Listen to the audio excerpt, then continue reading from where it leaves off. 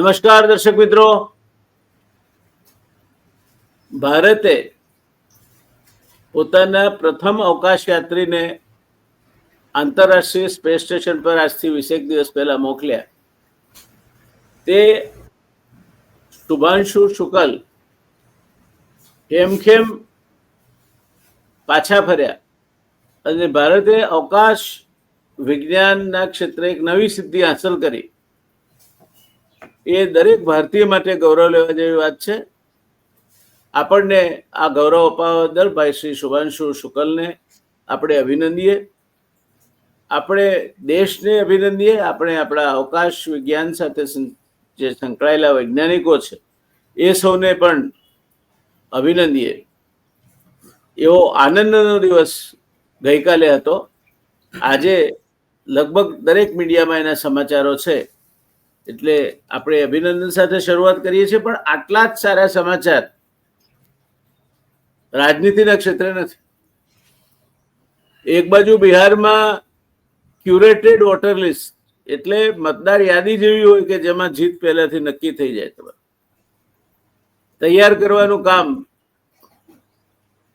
Election કમિશનના નેજા હેઠળ થઈ રહ્યું છે, જેને સુપ્રીમ કોર્ટમાં પડકારાયું છે.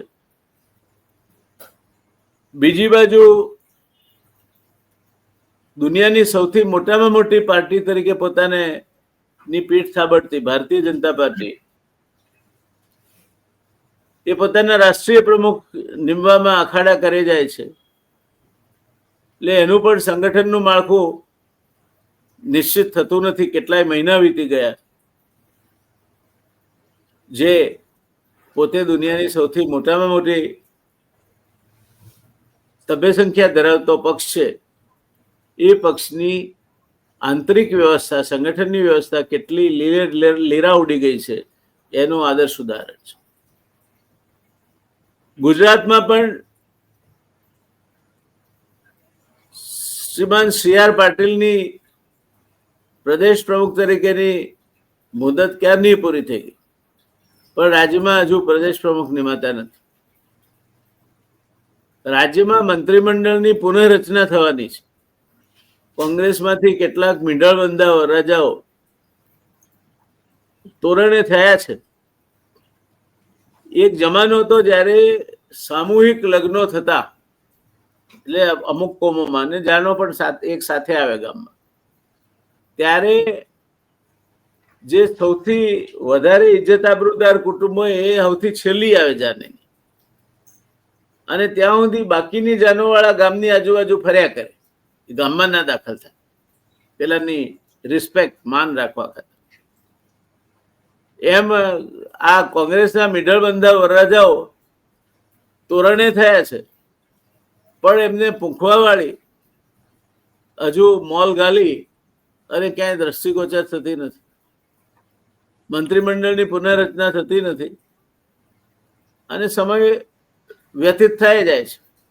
ત્યારે કોંગ્રેસના મીંઢળબંધા વરરાજાઓ ભાઈ શ્રી અર્જુન મોઢવાડિયા, ભાઈ શ્રી સી.કે. ચાવડા વગેરે વગેરે, એમની મનસ્થિતિ શું હશે એ પણ એક કલ્પનાનો વિષય છે. ભારતીય જનતા પાર્ટીમાં પણ અત્યાર સુધી ખુરશીઓ ગોઠવી, સૂત્રો પોકાર્યા, પ્રચારો કર્યા, એ લોકો ને પણ કંઈક મળે એવી આશામાં બિચારા બેઠા છે. મળશે નહીં મળે તો સમાજ કહેશે. દરમિયાનમાં કાંતિ અમૃતિયા એ ત્રિઅંકી નાટક ભર્યું. નિષ્ફળતાનો અંક પહેલો, મોરબીમાં ગટર, પાણી, ખાડા. નિષ્ફળતા અંક બીજો, પોતાના ત્યાં તકલીફ છે એ માટે બીજી કોઈક જગ્યાએથી ચૂંટાયેલા વિસાવદરના ધારાસભ્યને ચેલેન્જ કરવાની કે તું અહીં આવીને લડીને જીતી બતાવ અને હું તને 2 કરોડ રૂપિયા આપીશ. ત્યાં ધારાસભ્ય કેટલા માતબર હશે કે 2 કરોડ રૂપિયા તો જાણે આમ ચોકલેટ કોકને ખવડાવવાની હોય એટલી આસાનીથી આપી શકે છે. એટલે ભારતીય જનતા પાર્ટીના ધારાસભ્યો કેવા દોરદાર નહીં, દમામદાર પણ છે અને ધનદાર પણ છે, એનો અંક બીજો કાંતિ અમૃતિયાએ ભજવ્યો. અને એ ભજવતા ભજવતા કોકને કહી નાખ્યું કે હું ગાંધીનગર જવાનું, પણ એ તો ખાલી નાટક છે, હું રાજીનામું આપવાનું નથી. આ અંક ત્રીજો. અને આ બધા વચ્ચે આજે ભાઈ ગોપાલ ઇટાલિયા અને કડીના નવનિર્વાચિત ઉમેદવાર શ્રી ચાવડા બંને આજે શપથ લેવાના છે. એટલે હવે વિધાનસભાના કાયદેસરના એ સભ્ય બનશે.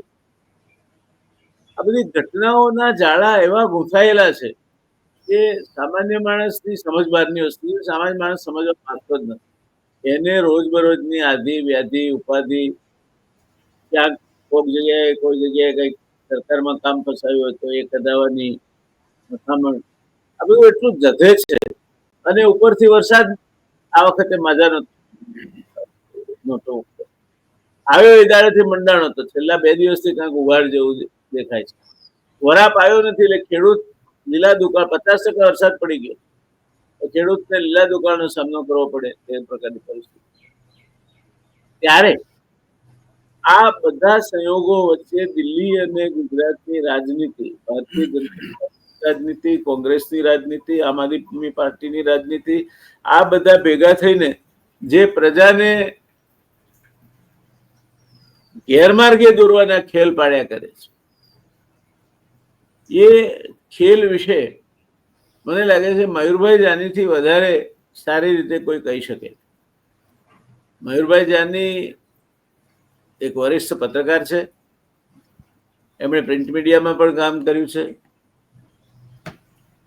અને આજે ગુજરાતમાંથી પોતાની ચેનલ, જે કદાચ ગુજરાતમાંથી જે ચેનલો યુટ્યુબર્સ ચલાવે છે એમાંની એક સૌથી વધુ પ્રચલિત ચેનલ કહીએ તો મયુર જાની એ નામ છે, જેને ગુજરાતના ઘરે ઘરે લોકોનો પરિચય છે. એવા મયુરભાઈને આપણે વિનંતી કરી કે તમે અમારા દર્શક મિત્રોને સંબોધો. હાલ જે બધું જે વાતાવરણ છે, ઘટોત્કચ યુદ્ધ ચાલી રહ્યું છે, છાયા યુદ્ધ ચાલી રહ્યું છે, હાકલા પડકારા દેકારા અને પછી કઈ નથી કરવાનું, એ વિશે અમને અવગત કરાવો. સ્વાગત છે મયુરભાઈ આપનું રિયલ ડિબેટના મંચ પર, અને અમારા દર્શક મિત્રો વતી મારા અંગત હેસિયતથી હું આપનું સ્વાગત કરું છું.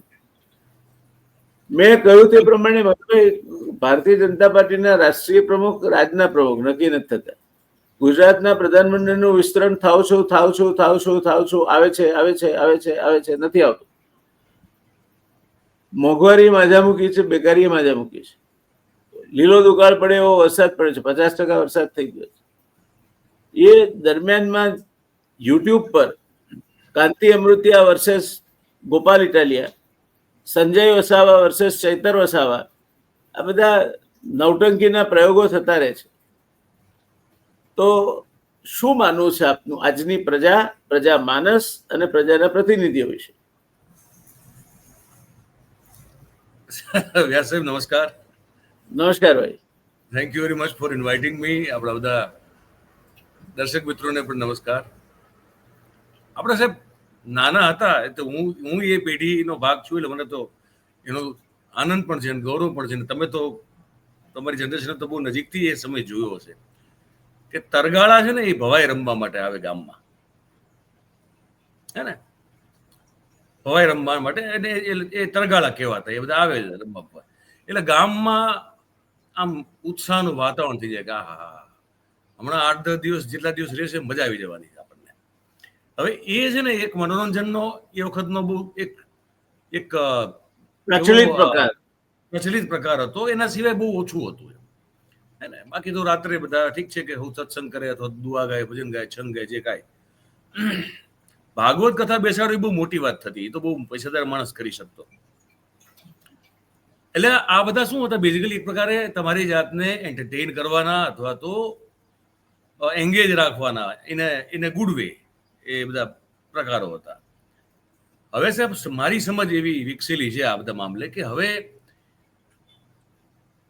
આજે મનોરંજનના પ્રકારો હતા એ બધાનું જે પરિવર્તન થયું છે, પરિવર્તિત સ્વરૂપો આપણે જોઈ રહ્યા છીએ, એમાંનું સૌથી પ્રમુખ સ્વરૂપ જે છે વ્યાસ સાહેબ, એ આ દેશનું રાજકારણ છે. એ જે ભવાઈ મંડળી જે આપણી આવતી હતી 8-10 દિવસ ભવાઈ રમવા માટે, એ હવે ભવાઈ મંડળી જે છે આખા દેશમાં સત્તા સ્થાને બેઠેલી છે. એ લોકો એક ખેલ કરી રહ્યા છે બધા. આ બધા મૂળ વેશ કાઢવાની વાત છે. આ બધા વેશ નીકળી રહ્યા છે અને સૌની મરજી મુજબ સાહેબ કાઢે છે. નાગરિકો ને બહુ ગમે એવું હું બહુ બોલતો નથી, કારણ કે ન ગમે તો બે રોટલી જો વધારે હોય તો ખાઈ લે, ન હોય તો ન ખાય. પણ વાંક તો આમાં આપણો છે. હવે હું અત્યારે એ મૂળમાં જતો નથી, આટલું કઈ ત્યાં અટકીશ, આગળ વધીશ કે પબ્લિકને મનોરંજનની એટલી બધી ભૂખ છે સાહેબ. આપણા દેશની પ્રજાને મનોરંજન સિવાય કશું જોઈતું નથી. એમને એન્ટરટેનમેન્ટ જોઈએ. એ પોતાના ભોગે કેમ ન હોય. અત્યારે જ્યાં મનોરંજન મેળવી રહ્યા છીએ, જ્યાં તમામ પ્રકારના તાલ તાશેરા, તમે જે આખી વાતની પ્રસ્તાવના આપે બાંધી, એટલે હું એમાં રિપીટ નથી કરતો, પણ હું એ જ બધા મુદ્દાઓને ટાંકીને એના અનુસંધાને જ હું વાત કરી રહ્યો છું કે પ્રજા એ આ ઈચ્છું હતું ને પ્રજાના મળ્યું છે. હવે પ્રજા એમ કે આ ભાઈ તો સલવાઈ ગયા, હવે સલવાણી માતા અમારી ગરબે રમે છે, હવે શું કરવું આમાં? આવું જે લોકોને થાય છે, એ લોકોની સંખ્યા જેટલી છે એનાથી હજી આ મનોરંજન જે મળી રહ્યું છે એ મેળવતી પ્રજાની સંખ્યા વધારે છે. એટલે મારી દ્રષ્ટિએ આ એક તમાશો, ખેલ, ભવાઈનો વેશ, આ બધું થઈ રહ્યું છે. અને સત્તામાં બેઠેલા જે લોકો છે, પછી એ ભારતીય જનતા પાર્ટી મુખ્યત્વે તો એ જ પાર્ટી છે જે કેન્દ્રમાં બેઠી છે અને આપણા રાજ્યમાં તો બેઠી છે 30 વર્ષથી.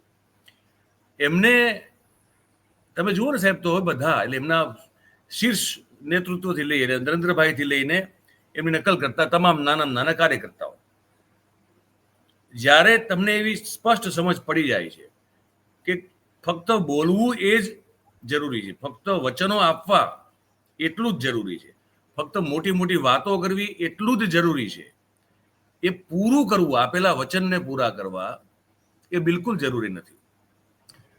લોકોને મૂર્ખ બનાવવા જરૂરી છે. લોકોને જેને કહેવાય ને કે એક સેન્સ ક્રિએટ કરવી, એક સિવિક સોસાયટીની સેન્સ પણ ક્રિએટ કરવી, સત્તામાં બેસીને જે જવાબદારીઓ છે એ પૂરી કરવી, આ બધી વસ્તુ જરૂરી નથી. તો શું થાય કે તમે પુલ પણ એવા જ બાંધો સાહેબ, જેમાં જ્યારે મેક્સિમમ કટકી થયેલી હોય, ભ્રષ્ટાચાર થયેલો હોય, દેખાય સારો બને ત્યારે એમ લાગે કે વાહ બહુ સરસ પુલ બન્યો છે. વપરાવાનું ચાલુ થાય એટલે આપણે જે જોઈ રહ્યા છીએ છેલ્લા 9 વર્ષમાં, લગભગ 5 વર્ષમાં લગભગ 21 જેટલા પુલ જે છે તૂટી ગયા છે. ગઈકાલે જુનાગઢ વાળો એક તૂટ્યો અને આ સમાચાર સામાન્ય થઈ ગયા. 16 કે મેં હમણાં આજે જ એક રિપોર્ટ વાંચતો હતો સવારના પૂરમાં હું સાહેબ, લગભગ 36,000 રોડ ખરાબ છે. લગભગ હું જો આંકડો મને if I am not wrong, જો હું પ્રોપરલી કોટ કરતો મેં જે વાંચ્યો છે આંકડો, 36,000 રોડ સંપૂર્ણપણે અથવા તો ઓછા વત્તા અંશે આપણા ખરાબ છે. પણ જે સત્તામાં બેઠેલા લોકો છે એને એની કોઈ પડી નથી. એન્જિનિયરોને તમે કાઢી મૂકો છો, સસ્પેન્ડ કરી નાખો તો તમારી જવાબદારી પૂરી થઈ ગઈ. હે ને? એ જ અવસ્થા અને એ જ સ્થિતિ સાહેબ ભારતીય જનતા પાર્ટીમાં છે.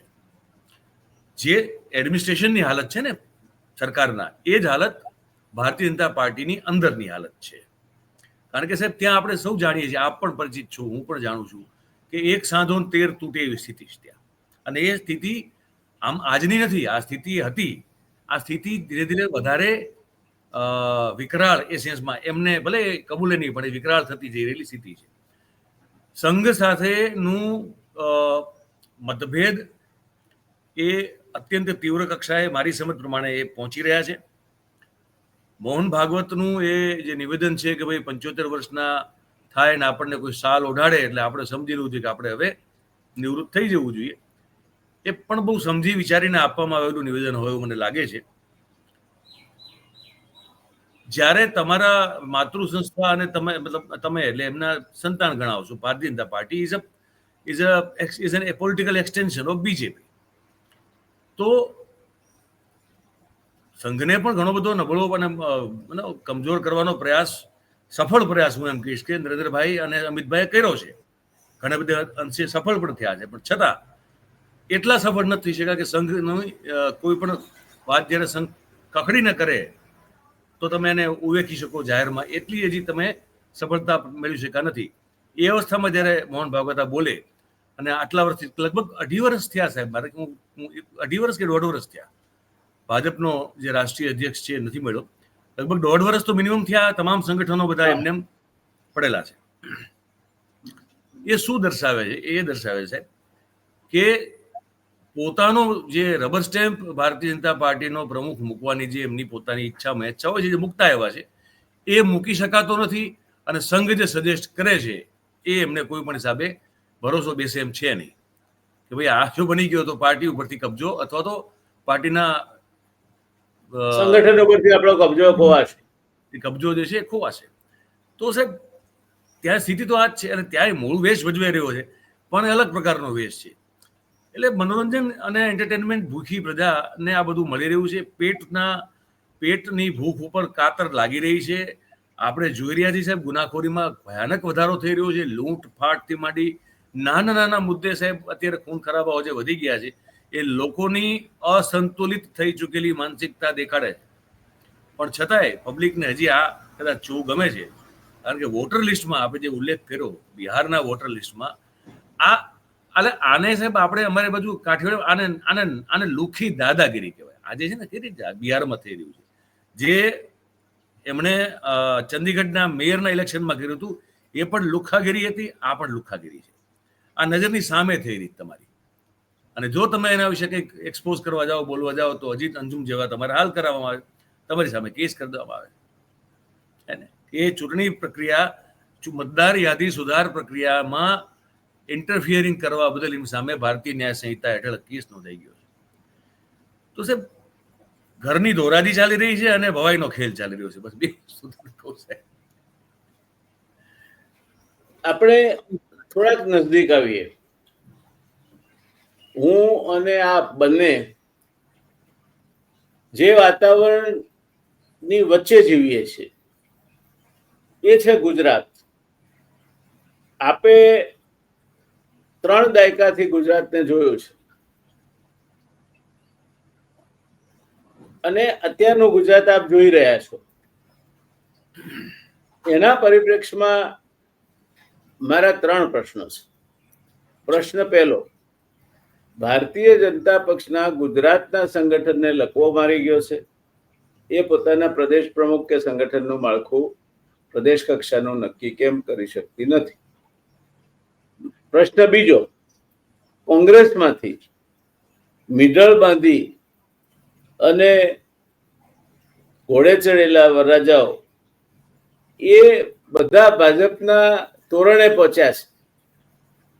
હવે ત્યાં એમને પોંખવા જોઈએ તો પોંખનારી આવતી નથી. અને ત્રીજો કે મંત્રીમંડળમાં આ મુખ્યમંત્રી બદલાવાના છે અને મંત્રીમંડળ બદલાવાનું છે, એ વાત ઘણા લાંબા સમયથી ચાલ્યા કરે છે. સરકાર છે કે નથી એ વગર જીવતા ગુજરાતના લોકોને ફાવી ગયું છે. એ આ 3 પ્રશ્નો બાબતે એક પછી એક આપને શું લાગે, શું થઈ રહ્યું છે? સાહેબ, ભારતીય જનતા પાર્ટી આપણે તો એટલું તો સમજીએ છીએ કે પ્રદેશ પ્રમુખ નક્કી કરવો એ કોઈ સંગઠન, અચ્છા પાર્ટીનું બંધારણ છે, દરેક પાર્ટીના બંધારણ હોય છે, ભાજપનું બંધારણ છે. પણ આપણે ક્યારેય જોયું છે કે બંધારણ મુજબ ખરેખર સંગઠન એવી રીતે બનતું હોય કે ભાઈ કોઈ ચૂંટણી થતા જોઈ સાહેબ તમે પ્રમુખ પદની મને સમજાવો ક્યારે? ના, એ તો નાટક જ હોય છે. પહેલાથી નક્કી કરવામાં આવે અને ચૂંટણી નિરીક્ષકો આવે અને એ લોકો જાહેર કરે કે એક જ ફોર્મ આવ્યું છે અને એટલે આપણે એમને બિનહરીફ ચૂંટાયેલા જાહેર કરીએ છીએ. આ ભારતીય જનતા પાર્ટી ચૂંટણી કરવાની એની તાસીર આ છે. જિલ્લા પ્રમુખોની પણ નિમણૂક કરવામાં આવે છે. એ કઈ કોઈ લોકશાહી પ્રક્રિયાથી ચૂંટાતા સંગઠનના માળખા કોઈ જગ્યાએ નથી જિલ્લા કક્ષાએ, નથી તાલુકા કક્ષાએ, નથી શહેર કક્ષાએ. એટલે એ તો એક ના, પણ એ નવટંકી કેમ નથી ભજવાતી? એમાં ઉપર નથી હજી નક્કી થતું ને. કઈ ભાઈ તમારે રાષ્ટ્રીય પ્રમુખ તો તમારે પેલા નક્કી કરવું પડશે ને. એ નક્કી નહીં કરો ત્યાં સુધી આ નીચે બધું ક્યાં કઈ થવાનું છે? પણ તો પછી મધ્યપ્રદેશના પ્રમુખ કઈ રીતે નિમી શકાય? ત્યાં એક ગોઠવણ 5 જગ્યાએ ગોઠવણ ઉભી થઈ કે એકની 5 જગ્યાએ નિમાણા છે, પણ ત્યાં કમસે કમ 5 છે મારા ખ્યાલથી કે 4 છે. 5 આપ સાચા છો. 5 છે ને. એ 5 પ્રદેશોમાં એટલા માટે નિમાઈ ગયા છે કારણ કે ત્યાં એમની અનુકૂળતા મુજબના વેશ ભજવનારું પાત્ર એમને મળી ગયું છે. અહીંયા નથી મળતું કોઈ હજી. અહીંયા કુંવરજીભાઈ બાવળિયા વચ્ચે 2 દિવસ દિલ્હી રહ્યા તો પાછી વાત ઉડી કે કુંવરજીભાઈ બનશે પ્રદેશ પ્રમુખ. બની શકે આમાં, જો આમાં એવું કઈ નથી, આ પાર્ટીમાં કઈ પણ થઈ શકે. એટલે હું આને હંમેશા આને એક નાટક આવ્યું હતું, આપને તો યાદ હશે, રામાસ્વામી ચો, એનું એક નાટક હતું તગલક. એ તગલક નાટકનો પડદો ઉચકાય એ પછીનો પહેલો ડાયલોગ હતો, this is Tamil Nadu, anything can happen here. એટલે આ તમિલનાડુ છે, અહીં ગમે તે ઘટના ઘટી શકે છે. હવે ભારતીય જનતા પાર્ટીએ આને સાર્વત્રિક રાજ્યથી માંડીને રાષ્ટ્રીય કક્ષા સુધી સાચી પાડી છે કે this is BJP, anything can happen here. Anything can happen, anything can happen. એટલે you have to be ready to not to be bedazzled.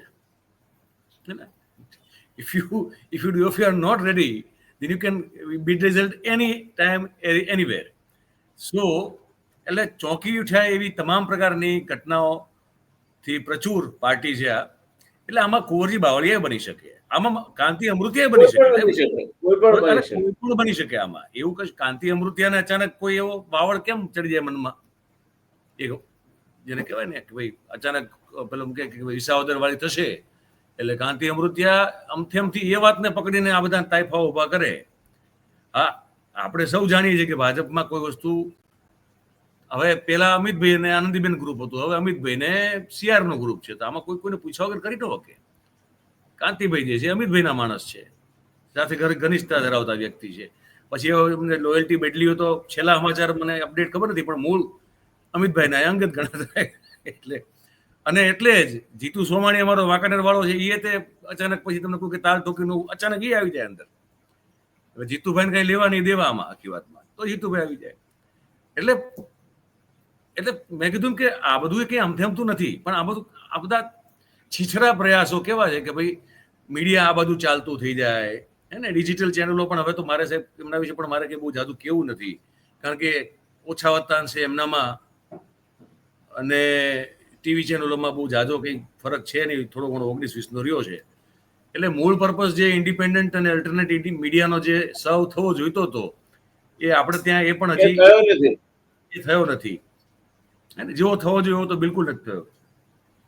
તો બધાના કેમેરા ત્યાં લાગી જાય, બધાની ચર્ચાઓ ત્યાં થાય, બધાની ડિબેટ ત્યાં થાય, તો શું છે કે આ બધી પૂલ પડી જાય, પ્રશ્નો ઉપર લોકોનું ધ્યાન ન જાય. મેં કીધું મનોરંજન, આ મનોરંજન છે. તમારું ધ્યાન ત્યાં જતું રહ્યું તો તમને ભૂલી જાઓ કે પુલ પડ્યો હતો અને લોકો મરી ગયા, એનું શું થયું, આ પ્લેન ક્રેશ ગંભીરા અને પ્લેન ક્રેશ બાજુ પર જતા રહે, ગોપાલ ઇટાલિયા સેન્ટર સ્ટેજ પર આવી જાય. અમને 4-5 દિવસ પહેલા છે ને, હું ને હેમાંશુ આપણા ગુજરાતી ચેનલ છે ને તો ગુજરાત રિપોર્ટ, એના ઉપર વાત કરતા હતા ને, બપોરના 12 વાગ્યાનો શો હોય છે ત્યાં.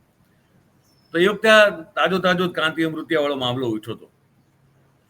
એટલે અમારા દર્શકે કોમેન્ટ કરી કે મુરભાઈ કાંતિ અમૃતિયા અને ગોપાલ ઇટાલિયા ઉપર તમે કેમ વાત નથી કરતા? નથી કરવી, કરીશ પણ નહીં. મેં કીધું ઠીક છે, આમાં વાતચીતમાં ઉલ્લેખ કરી નાખી વસ્તુ અલગ છે, બાકી એના ઉપર હું અડધી કલાક વાત નહીં કરું. મેં તો આ તો હોની ઝઘડો છે, હોની ગજીઓ છે, અને આમાં ખાલી મનોરંજન સિવાય કંઈ છે નહીં. હું તમારી સાથે વાત કરું છું અત્યારે, મેં કીધું આ ટાટા કેમિકલ્સે પાડ પીટી નાખી ઓખા મંડળના પર્યાવરણની. હું અહીંયા રૂબરૂ જઈ આવ્યો છું, મેં ગ્રાઉન્ડ ઉપર રિપોર્ટિંગ કર્યું છે, તમે એ જોવો. અત્યારે કાંતિ અમૃતિયાની અને ઇટાલિયાની લડાઈમાં તમને મને મળવાનું શું છે? પ્રજા તરીકે શું મંથનમાંથી શું નીકળશે બહાર? કંઈ નીકળવાનું નથી. તમે કીધું અમે નહીં વાત કરીએ, પણ પબ્લિક, મેં કીધું કે પ્રજાનો વાંક એ જોવું કે પ્રજાને એ બધી વસ્તુ જોવી છે, સાંભળવી છે. આજે હું ને તમે અત્યારે બેસીને વાત કરશું, હવે આમાં કોઈ સનસનાટી ને કોઈ આરોપ પ્રત્યારોપ ને કોઈના વિશે કંઈ પણ ગમે એમ બોલી નાખવાનું અને વાણી વિલાસ ને એવું બધું આમાં કંઈ થવાનું નથી. તો આમાં જેટલા રસ પડશે એટલા જ પડશે, બાકીની પ્રજા બધું જોશે જે તડક ભડક વાળું હશે બધું. તો પ્રજા એટલે કે આમ તો નાગરિકો કહેવા જોઈએ, પણ નથી એ જગ્યાએ કક્ષાએ પહોંચ્યા આપણે, એટલે પ્રજા શબ્દ વાપરવો પડે. પ્રજા શબ્દ જે રાજશાહીમાં આવે, લોકતંત્રમાં ન આવે, પણ આપણે વાપરીએ. હા, પણ હવે એ પ્રજા અને નાગરિક થવું નથી, તો સાહેબ આપણે શું કરીએ? આપ એમ માનો છો કે આપણી લોકશાહી પરિપક્વ નથી? ના, બિલકુલ નથી, બિલકુલ નથી. મારી દ્રષ્ટિએ બિલકુલ પરિપક્વ નથી. અને આપણે બાળક છીએ, હજી મારા ખ્યાલથી ઘોડિયામાં રમતું બાળક છીએ. લોકતંત્રને આપણે કોઈ લેવા દેવા નથી સાહેબ. આપણા ડીએનએમાં, આપણા જીન્સમાં સાહેબ મૂળ તો સામંતશાહી ને સરમુખત્યારશાહી રગે રગમાં વસે, એ વહેતી વસ્તુ. એ લોકતંત્ર તો લોકો દાખલો આપે વૈશાલીનો અને ગણતંત્રનો, ભાઈ કઈ સદીની કેટલા મિલેનિયમ પહેલાની વાત છે તમે. અને શું એ ટકી શક્યું? જો એ બહુ અદ્ભુત ને મજબૂત આપણામાં વસેલી અને વણાયેલી વ્યવસ્થા હોત તો એ જ ટકી ગઈ હોત. તો ટકી ગઈ હોત. એ કેમ ન ટકી? આપણે લોકશાહીને કોઈ લેવા દેવા નથી. આ વ્યવસ્થાની યાર આપણે કોઈ લેવા દેવા નથી. એટલે આપણે ઘોડિયામાં સૂતા બાળક સમાન છીએ જ્યાં when it comes to democracy. હવે ક્યારે બાળક પાખડબડિયા ભરતું થાય ને પછી ક્યારે ધીમે પાપા પગલી ભરતું થાય એ સાહેબ હવે મહાદેવને ખબર. આપણને, મને તો કોઈ એમાં અંદાજ આઈડિયા નથી. પણ આપણે ઘોડિયામાં સૂતેલા બાળક સમાન છીએ જ્યાં સુધી લોકતંત્ર લોકશાહી પ્રજાને અફીણનો જેમ નશો ચડ્યો હોય ને એમ એ એના નશામાં મસ્ત હોય છે. એને મારે શું અને મારું શું, આ બે પ્રશ્નો વચ્ચે જીવે છે. બિલકુલ. અને મને બાબા સાહેબનો એક ઇન્ટરવ્યુ યાદ આવે, તમને યાદ હશે સાહેબ. મારા ખ્યાલથી BBC ને એક ઇન્ટરવ્યુ આપેલો હતો after the constitution was return and adopted. અને એમાં એ બોલેલા છે, મને યાદ છે. એ પૂછવામાં હતું કે ભાઈ લોકશાહીને લઈને જ વાત કરવામાં આવેલી હતી. અને કીધું કે ના, ભારત ફિટ નથી લોકશાહી માટે. ધેટ્સ વોટ ઇઝ વર્ડ્સ વેર. એના શબ્દો છે. એ મારી પાસે કંઈક એ મારી પાસે સચવાયેલો છે ને, તો હું તમને કંઈક મોકલી પણ આપીશ. એ એક ઇન્ટરવ્યુ છે, બાબા સાહેબ બોલેલા છે કે ભારત લોકતંત્ર માટે આમ તો ફિટ નથી, અથવા લોકતંત્ર ભારત માટે ફિટ નથી. એક પ્રકારનો મૂળ એક અર્થની એમની વાત હતી. એ મિજાજ નથી પબ્લિકનો, જેમ આપણે કહીએ કે મિજાજ નથી. આપણે પ્રજાના ચૂંટાયેલા નેતાઓને પણ લગભગ રાજાનું સ્વરૂપ આપી દીધું છે. સાહેબ તમે એમ કહો કે મોદી સાહેબ 240 સીટે પહોંચ્યા પછી પણ કોઈના બાપની શરમ રાખ્યા વગર સાહેબ પાર્લામેન્ટરી બોર્ડની કમિટીની મિટિંગમાં ભાજપના નેતા ચૂંટાયા વગર સીધી એનડીએની બેઠક બોલાવે અને પોતાનું નામ સાહેબ એઝ એ પ્રધાનમંત્રી, પ્રાઇમ મિનિસ્ટર એ સાહેબ જાહેર કરી નાખે. કઈ પ્રોસેસ છે? કોઈ પ્રોસેસ તો તમે માનતા છો, અને પબ્લિકને કોઈ ફેર નથી પડતો. કોઈ ઇવન વિપક્ષે પણ વાંધો ઉઠાવ્યો કે પેલા આ નથી, તમે ગેરકાનૂની સરકાર છો, તમે આવી રીતે ન તમારે કરાય. કોઈ મૂળ મુદ્દાઓ પર તો ઓપોઝિશન ક્યાં બોલી રહ્યું છે? એટલે લોકતંત્રને આપણે બહુ જાજુ લેવા દેવા છે નહીં સાહેબ. હા, એક ભ્રમ એક પ્રકારનો એવો છે, એક આછો પાતળો એક રાખ્યો છે કે હું ને તમે આ વાત કરી શકીએ. તો એટલે એવું નતું રાજાશાહીમાં આવી રીતે વાત લોકો કરી શકતા હતા. ભાઈ રાજાશાહીમાં એવું નતું કે રાજા ઈચ્છા પડે ગમે ગોળી મરાવી દે, એવું નતું થતું. એવો કોઈને વહેમ હોય કે ભાઈ જે રાજાશાહી હતી તો એમાં રાજા એટલે ગમે ત્યારે ગમે એને ઉપાડી લે, ગમે ત્યારે ગમે એને ચૂપ કરી દે, એવું બધું નતું થતું. એમાં બહુ ધ્યાન મર્યાદા સાથે તંત્ર ચાલતું હતું. એટલે હું તો એવું માનું છું કે અત્યારે બોલી શકીએ જેના કરતા એ સમયમાં ઘણા બધા એવા અદભુત રાજ્યો હતા જ્યાં તમે સીધા રાજાને તમે પડકાર ફેંકી શકતા હતા, એમને ચેલેન્જ કરી શકતા હતા, કહી શકતા હતા. હા, એટલે હું તમારું એટલે હું એને રાજાશાહી શબ્દ સાથે નથી વ્યાખ્યા સાથે નથી જોડતો. હું એને ફ્યુડલિસ્ટિક માઇન્ડસેટ, સામંતશાહી, એ અલગ વસ્તુ થઈ ગયા. I think that is a correct word કે આપણું જે આખો જે વિચાર તંત્ર અથવા ચેતાતંત્ર છે એ સામંતશાહી વિચારો સાથે જોડાયેલું છે. અને એટલે આજે પણ આપણે નેતાઓને લગભગ રાજાની સ્થાન આપી દીધું છે. બિલકુલ. એટલે સ્થિતિ સાહેબ બહુ કપરી છે, વિકટ છે. આપણે તમે મને જે પૂછ્યું ઓવરઓલ એક સમપ આપું આપને, તો આપણે પછી દેશનું રાજકારણ હોય, દેશનું દુનિયામાં અત્યારે જે આપણું જે સ્થાન હોવું જોઈએ એ પણ અત્યારે બહુ જ હાસ્યાસ્પદ અવસ્થામાં આવી ગયું છે. દેશની અંદર ખૂબ કપરી સ્થિતિઓ છે સાહેબ. અને ચાલો આપણે થોડાક વ્યંગને હમણાં સાઈડમાં મૂકી દઈએ, કટાક્ષ ન કરીએ, બહુ સિમ્પલી અને સરળ ભાષામાં ગંભીરતાથી વાત કરીએ તો પણ વાત એ છે સાહેબ, જો અર્થતંત્ર ખાડે, આપણું અર્થતંત્ર અત્યારે અર્થતંત્ર ખાડે ગયું છે. બેરોજગારી છે, કુદરત આપણી માથે એ પ્રકારની તમે કીધું અતિવૃષ્ટિથી અમુક રાજ્યોની પથારીમાં આપણે આવી જઈએ અત્યારે. અમુક અતિવૃષ્ટિથી અમુક રાજ્યોની પથારી પડી ગઈ છે, અમુક રાજ્યોમાં વરસાદ નથી તો ત્યાં નથી એના કારણે તકલીફ છે. ખેડૂતોનો હમણાં છેલ્લે પાછો હમણાં એક મહારાષ્ટ્રના ખેડૂતનો આંકડો આવ્યો, આપણે આપઘાત કરનારા, એ પણ આપણે જોયો. દેશભરમાં આંકડાઓ દબાવવામાં આવી રહ્યા છે. ચૂંટણી જીતવા માટે હવે કોઈ પણ જાતની લુખાગીરી જાહેરમાં કરતા અચકાશું નહીં, એ પ્રકારનો સીધો મેસેજ તમને આ વખતની બિહારની ચૂંટણીના ઇલેક્શન કમિશનના વર્તન અને એના ઉપરથી આપણને સ્પષ્ટ મળે છે. એટલે તળિયે જવું, જે આપણે કહીએ ને કે બધું તળિયે ગયું છે અથવા ખાડે ગયું છે, તો એ ખાડે તો સાહેબ જતું રહ્યું છે. હવે આ ખાડે ગયેલી વસ્તુને શું પાતાળ સુધી પહોંચવાનું છે કે તલાતલ સુધી કે વિતલ સુધી, સાતમાંથી કયા તલમાં જવાનું છે એ આપણને ખબર નથી અત્યારે. પણ ગતિ છે એ ઉર્ધ્વ નથી, ગતિ છે એ અધો છે, એ નક્કી છે. ઓકે, બીજા પ્રશ્ન પર આવીએ. એક વિવાદ એ પણ ચાલ્યા કરે છે કે 75 વર્ષે નરેન્દ્રભાઈ રિટાયર થઈ જશે. મોહન ભાગવત પણ એને વેગ મળે એવા સ્ટેટમેન્ટ કરે છે. ક્યારેક ક્યારેક ગડકરી પણ કોથળામાં પાંચેરી મારે છે. આ બાબતમાં આપનું શું મંતવ્ય છે? સાહેબ, હું માનું છું કે એક સંજોગ નિવૃત્તિ લેવાનું પસંદ કરશે, ઇન ધ સેન્સ કે વડાપ્રધાન પદ છોડવાનું પસંદ કરશે. આ હું કહું તો કોઈ લગભગ લાગે કે આ માણસ ગાંડો થઈ ગયો. હું જે વિચારી રહ્યો છું, હું ખાલી એક એનાલિસિસ કરી રહ્યો છું. મારી પાસે આની કોઈ જાણકારી નથી, કોઈ ઇન્ફોર્મેશન નથી. એનાલિસિસના બેઝ ઉપર હું કહી રહ્યો. દેશમાં 240 સીટો એ પણ મેન્યુપ્યુલેશનથી આવી, એ નરેન્દ્રભાઈને પણ ખબર છે ઓબ્વિયસલી, અને સંઘને પણ ખબર છે.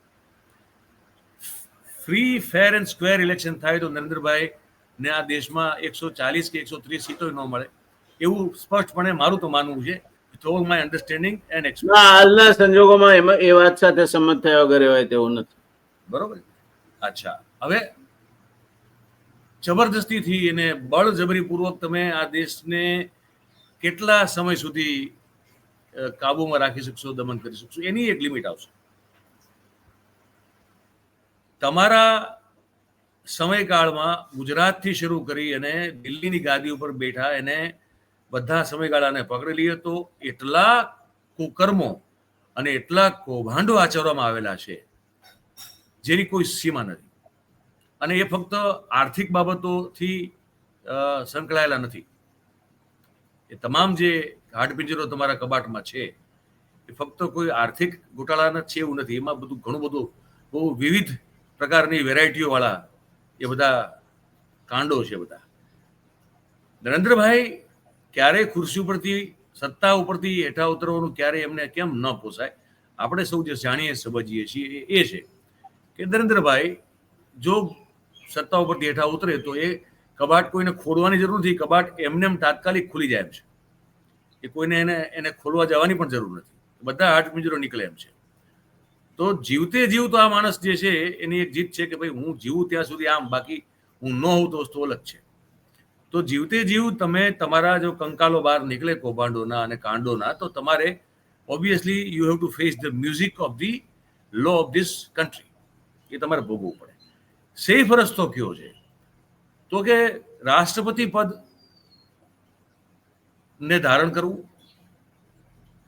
અને વડાપ્રધાન તરીકે એવો માણસ બેસાડવો કે જે અગેન એમના કયા મુજબ અને એમનો જ ઓશિંગણ હોય, એમને પૂછ્યા વગર ચાલે નહીં. દેશનું સંચાલન રાષ્ટ્રપતિ ભવનમાંથી થાય. આ કોઈ ગોઠવણની કે ગડમથલમાં નરેન્દ્રભાઈ હોય એવી શક્યતાને હું નકારતો નથી. અને કદાચ એટલા માટે મોહન ભાગવત જે એ પણ કદાચ એમને પણ ખ્યાલ તો આવતો હશે કે શું વિચાર રહ્યા છે. દ્રૌપદી મુર્મુજીનો કાર્યકાળ ક્યારે પૂરો થાય એક્ઝેક્ટલી મને અત્યારે તારીખ યાદ નથી આવતી, પણ મારા ખ્યાલથી 3-3.5 વર્ષ તો થઈ ગયા એમને, હું માનું છું ત્યાં સુધી. 2 વર્ષ બાકી છે. 2 વર્ષ બાકી હશે ને, તો પછી એમ પોતે તબિયત નથી ઠીક ને હવે એમ કરીને નિવૃત્ત પણ થઈ શકે. તો એમાં તો કઈ એ કઈ બહુ જરૂરી નથી એમાં કે એમનો કાર્યકાળ પૂરો કરવો એ જરૂરી નથી.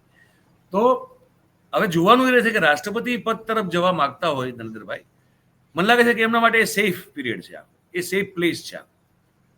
કે કદાચ સરકાર પડી પણ જાય ને, સમજો તમે ઇન્ટરેસ્ટિંગલી સમજો કે ભારતીય જનતા પાર્ટીની સરકાર કલેપ્સ થાય, કારણ કે આમાં તો એ પણ શક્ય છે તો પણ રાષ્ટ્રપતિ પદ ઉપર બેઠેલા માણસને તમે કશું કરી શકો નહીં. અને ભલે એ એક્સરસાઇઝ નથી થઈ એમની ઓથોરિટી, કોઈ એકચ્યુઅલી આપણા દેશના કોઈ પણ રાષ્ટ્રપતિએ એ સેન્સમાં એ પોતાના પાવર એક્સરસાઇઝ નથી કર્યા, પણ એકચ્યુઅલી પાવર તો છે.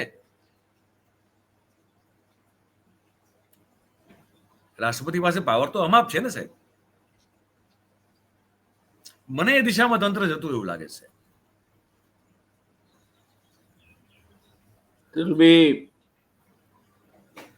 એ દિશામાં જો તંત્ર જશે તો આ દેશમાં અરાજકતા સિવાય બીજું કઈ હું જોતો નથી. તો એ તો આપણે માથે લખેલી છે, એ ભોગવવાની છે. ત્રીજો પ્રશ્ન, ગુજરાતનું મંત્રીમંડળ કેમ નથી બદલાતું ને ક્યારે બદલાશે? સાહેબ બદલવું તો ક્યારનું ચાલુ પડે, મેળ નથી પડી રહ્યો છે. તમે જાણો છો ક્યારના મહેનત કરી રહ્યા છે કે ભાઈ કંઈક થાય. 4 તો મંત્રીઓ એવા છે કે જે એકચ્યુઅલી મેં એવું જાણ્યું છે કે ઓફિસમાં, એટલે એમના સચિવાલયમાં જે મંત્રીની ઓફિસ હોય, આપણે પેલું નરેન્દ્રભાઈ બનાવરાવ્યું ને મુખ્યમંત્રી હતા ત્યારે છેલ્લે સ્વર્ણિમ સંકુલો બનાવરાવ્યા ને, એમાં જે મંત્રીઓ બેસે છે એમાંથી 4 મંત્રીઓ એવા છે જે એમની ઓફિસે આવતા પણ નથી, અને આમ રાધર એમને કહેવાયેલું પડશે કે તમારે આવવું નહીં એમ. એટલે 4 તો એવા છે અત્યારે, બરોબર. અને બીજા લગભગ 3-4 એ શ્રેણીમાં જ છે, એટલે એમને બહુ રસ નથી, કારણ કે મંત્રી બન્યા પછી કે બધા મલાઈ ખાઈ શકતા નથી. બહુ ઓછા લોકો. પુરુષોત્તમ સોલંકીને આટલા વર્ષે પાછું એમના દીકરાના કંઈક જન્મદિવસ હતો, એના ઉદ્દેશમાં કંઈક એક સ્નેહ વિલન રાખ્યું ને ત્યાં પાછું ફરીથી કેવું પડ્યું કે મારા જેવો અનુભવી મંત્રી તો નરેન્દ્રભાઈને ક્યાંય મળે નહીં, મને તો કેન્દ્રમાં મને સમાવવો પડે. પુરુષોત્તમભાઈનો અનુભવ આપણે હું ને તમે સારી રીતે જાણીએ સાહેબ. તમારા તો સાથી મંત્રી છે. ગુજરાતમાંથી એક પુરુષોત્તમ છે, બીજા પુરુષોત્તમ જાય તો દેશનું તો સરવાળે ભલું જ થાય ને. એટલે આમાં કેવું સાહેબ, જિલ્લા અને તાલુકા સ્તરે આ બહુ ઇન્ટરેસ્ટિંગ ડેવલપમેન્ટ થયું છે છેલ્લા 5 વર્ષમાં. મારા ખ્યાલથી થયું છે કે ભારતીય જનતા પાર્ટીમાં કેવું હતું, આપણે ત્યાં સુધી જોતા હતા કે ભાઈ 2 મોટા મૂળ જૂથો, એક અમિતભાઈનું ને એક આનંદીબેન. આનંદીબેનનું જૂથ ઓલમોસ્ટ સમાપ્ત જેવું થઈ ગયું, બહુ એમાં કોઈ તાકાત વધી નથી. અમિતભાઈનું જૂથ એની જગ્યાએ છે, પણ સામે બીજું એક પાવર સેન્ટર ઉભું થયું, CR પાટીલ. અને CR પાટીલ ને પ્રત્યે વફાદારી દાખવવા માટે અમિતભાઈના વાડાની વંડી ટપી અને જતા રહેલા પણ ગુજરાતમાં અનેક તાલુકા જિલ્લા લેવલના લોકો છે, પ્રદેશ સ્તરના લોકો પણ છે. આપણે સૌ પરિચિત છીએ. એમાં ધારાસભ્યો પણ આવી ગયા, એમાં ચૂંટાયેલા સાંસદો પણ આવી ગયા. હવે થયું શું છે ઇન્ટરેસ્ટિંગલી કે પહેલા શું હતું કે જે કંઈ ગુટબાજી થતી, જૂથવાદ જે થતો, એમાં નાના મોટા તણખા જ્યારે નીચેના સ્તરે, પણ ઓવરઓલ કંટ્રોલ મિકેનિઝમ જે છે એ અમિતભાઈ અથવા આનંદીબેન પોતાના ગ્રુપ માટે રાખતા, ને એક હદથી વધારે વાસણ ખખડે નહીં એનું ધ્યાન રાખતા. હવે એવું નથી સાહેબ. હવે જે તાલુકા જિલ્લા લેવલે જે લોકો જે તે ગુટના, જે તે જૂથના સમર્થક છે, એ લોકો પોતાની રીતે પોતે જ એક પ્રકારના આકા અથવા તો સુબા થઈ ગયા છે પોતાના વિસ્તારમાં, અને એમાં લડાઈ ચાલી રહી છે. હવે એ લડાઈ જે છે ને અલગ અલગ જગ્યાએ ગુજરાતમાં આપણને બધાને જોવા મળે છે. અમુક ઉપર બહુ ચર્ચા થાય છે, અમુક ઉપર ચર્ચા બિલકુલ થતી પણ નથી, એ જુદી વસ્તુ છે.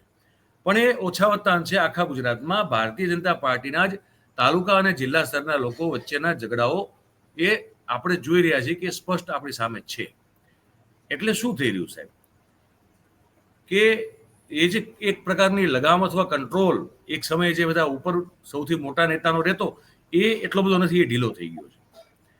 એમાં ઘણી બધી ઢીલાશ છે, અને એની અસર છેક તાલુકાથી લઈ અને પ્રદેશ સુધી તમને જોવા મળે છે. ને એટલે નવા મંત્રીઓમાં કયા ચહેરાને સ્થાન આપવું ને ન આપવું, એને લઈને પણ આમાં આંતરિક ઘણો બધો વિખવાદ છે. એટલે આપણે ક્લાસમાં માસ્તર જો થોડોક નબળો પડે તો તોફાની છોકરાઓ ટેક ઓવર કરે છે. અમારા જમાનામાં તો કરતા, અત્યારના ખબર નથી. પણ જો માસ્તર ઢીલો હોય તો ભણાવી ન શકે બચારો, બરાબર. તો અત્યારે જે હું સ્થિતિ જોઉં છું ને એવી જોઉં છું કે કારણ ઘણા બધા હોઈ શકે એના, કે ભાઈ કેમ ઉપરથી જે પેલું આમનો જે એક આયન ફિસ્ટ જેવો કંટ્રોલ હતો, એ કેમ ઢીલો પડી ગયો છે. એના કારણો અલગ અલગ હોઈ શકે છે ખરા, પણ એ શરમ છે અથવા તો એ બીક ઓછી થઈ રહી છે. અને એ જે આંતરિક ખેંચતાણ છે એ selection of even new president of Gujarat for બીજેપીમાં પણ છે, એમાં પણ આવી રહી છે. અને મંત્રીમંડળમાં કોને નવા ચહેરાને સમાવેશ કરવો, તમે એના ઉપર પણ છે. તમે કોંગ્રેસના મીંઢળ બંધા વરરાજાઓની વાત કરો છો, તો એ તો સાહેબ શું કોંગ્રેસમાંથી, એટલે કે અર્જુનભાઈ હોય કે સીધે ચાવડા, બે મુખ્ય ચહેરા આપણે માનીએ કે કદાચ એમની સાથે એવી કોઈ ડીલ થયેલી છે, પણ રાદડિયા પણ ઈચ્છુક ગણાય મંત્રીમંડળમાં. હા, બિલકુલ બિલકુલ બિલકુલ. પણ આ લોકોને ઓલરેડી જ્યારે એ લોકો કોંગ્રેસમાં જતા ત્યારે ભાજપ એટલું બધું આપી ચૂકી છે કે મંત્રી પદ તો એમનો હવે ખાલી મોહ હોઈ શકે. હું મારા છોકરા એમ યાદ રાખે બાપા આપણા મંત્રી હતા કેબિનેટમાં, એવું કંઈક તમગો હોય. બાકી મેળવવા માટેનું એ સિવાયનું જે પણ હોય બધું આ લોકોને ભરપૂર મળ્યું છે ભાજપ દ્વારા, ભાજપ તરફથી.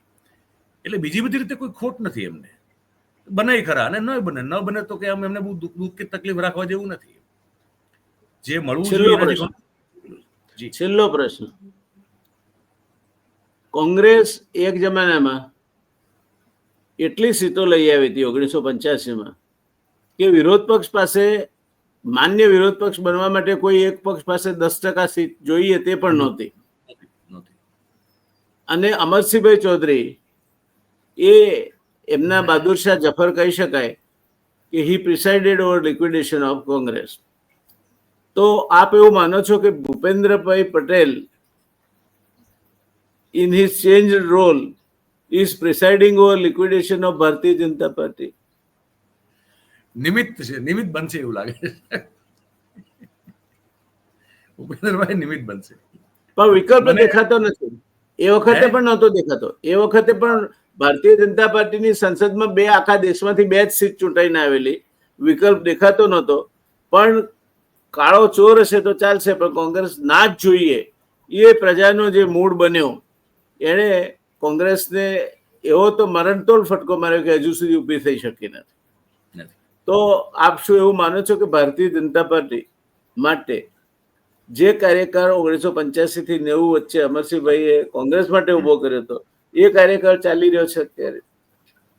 મારા ખ્યાલથી બસ એ જ સમયગાળો કદાચ રિપીટ થઈ રહ્યો છે. અને અતિ છે ને સાહેબ, અતિ થઈ ગયું છે. હવે આ હું પહેલા કહી ચૂકેલું. હવે આનાથી તમે શું કરશો? તમે 182 સીટ જીતશો? તમે જીતતા તો છો નહીં, તમે એકચ્યુઅલી છીનવી રહ્યા છો. ભેંસના શિંગડા ભેંસને ભારે, આપણી કહેવત છે, એમને એમ સાહેબ નથી, બહુ જ યોગ્ય કહેવત છે. તમારા શિંગડા એટલા ભારે થઈ જાય કે તમે જ નો ભાર સહન કરી શકો, તો પછી તો બીજા તો શું કરવાના હતા સાહેબ? સાચી વાત છે. ભારતીય જનતા પાર્ટીનો મયુરભાઈ એક જમા પાસું અથવા તો સ્ટ્રોંગ પોઈન્ટ એ હતું કે એનું સંગઠન મજબૂત હતું. બિલકુલ. આજે ભારતીય જનતા પાર્ટીનું સંગઠન પણ ભ્રષ્ટાચારથી ખદબદે છે. ભારતીય જનતા પાર્ટીના સંગઠનમાં એવા લોકો આવ્યા છે કે જે ઘણી જગ્યાએ તો સમાજ માટે કલંકરૂપ હોય.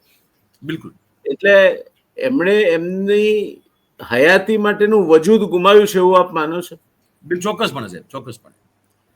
અને મેં પર્ટિક્યુલરલી પૈસાનું કરપ્શન તો સાહેબ કોંગ્રેસમાં કરતા હતા લોકો. આપણા છે ને એ એક રીતે આર્થિક ફિનાન્શિયલ કરપ્શન થી બહુ સુગ નથી ધરાવતા, એ મેં જોયું છે. લોકો આપણા છે ને એ પૈસાની લેવડ દેવડ કરીને કોઈ કામ પતાવવાનું હોય, નાનકડું હોય કે મોટું હોય, લોકોને એમાં સુગ નથી, એ સુગ જતી રહી છે જનમાનસમાં પણ. એવું હું વર્ષોથી જોતો આવું કે એ ઠીક છે એમ કે પૈસા લે પણ કામ તો કરે છે. વાત આપણે એવી સાંભળીએ કે પૈસા લે પણ કામ કરે હો ભાઈ, એમાં પાછું આમ ચપટી વગાડીને કહે કામ તો કરે.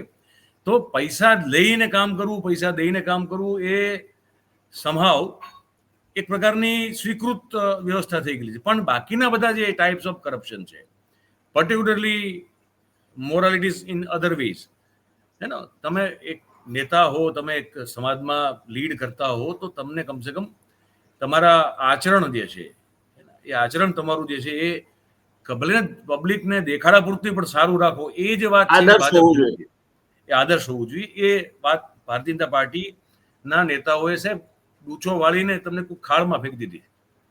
એટલે એને લઈને લોકો બહુ અત્યારે પેલા જેને કહે ને આહત કહીએ આપણે કે થોડા શોક્ડ છે કે એ નથી ગમતું. તો આપણે એવા નિષ્કર્ષ પર આવીએ આ ચર્ચાના સમાપનમાં કે ભારતીય જનતા પાર્ટી દિવસે ને દિવસે વધારે ને વધારે અપ્રિય થતી જવાની છે. એની આંતરિક ખેંચતાણો વધતી જવાની છે. એની ખામીઓ સપાટી પર આવતી જવાની છે. એના કૌભાંડો થતા જવાના છે.